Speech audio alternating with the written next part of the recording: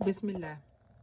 اللي في الصورة ديت فوق على اليمين عبارة عن قرية نائية في شرق الصين اسمها هواشي.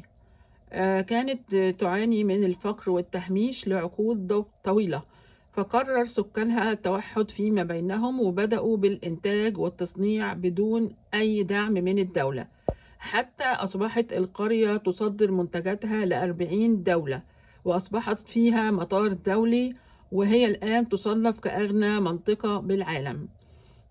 وديت الصور بتاعتها قبل وبعد الشغل اللي هم عملوه الناس.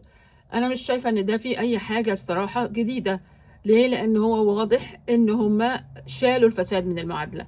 فأول ما هتشيل الفساد هيجيلك على طول البركة، وهيجيلك هتاخد عائد التعب اللي انت بتتعبه.